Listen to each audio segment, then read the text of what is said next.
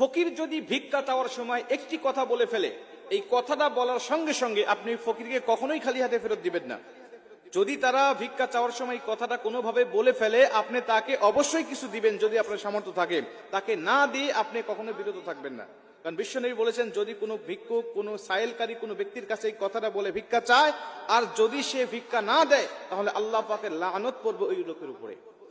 ও না দেওয়ার কারণে তার উপর লানত পড়বে, সে গুনাহগার হবে, সে পাপী হবে।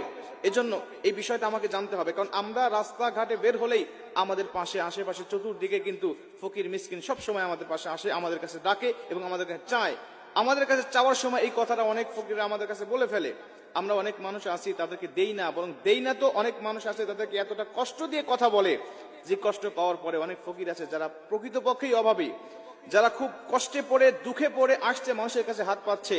এদের কাছে যখন কোনো মানুষ গালমন্দ করে কোনো কথা বলে, তারা দু চোখ দিয়ে শুধু পানি বেয়ে ছেড়ে দেয়, কিছুই করতে পারে না। আমাদের সমাজে অনেক মানুষ আছে যারা প্রকৃতপক্ষেই পেটের দায় তারা ভিক্ষা করে। অনেক মানুষ আছে যারা এটাকে বিজনেস করে নিয়েছে, যারা স্বভাবগতভাবেই 10 বছর 20 বছর ধরে সুস্থ সবল মানুষ, কিন্তু তারা এই ভিক্ষা বৃত্তির উপরেই তারা চলতেছে। তাদের উদ্দেশ্য আজীবন আমি ভিক্ষা করি খাবো, আমার সংসারটা চালাবো। অনেক মানুষ আছেন এমন যারা ভিক্ষা করে, যাদের বাড়ি ঘর অনেক বেশি, যারা ঢাকা ফ্ল্যাট কিনেছেন, যারা গ্রামে অনেক বড় বড় বাড়ি করেছেন, যাদের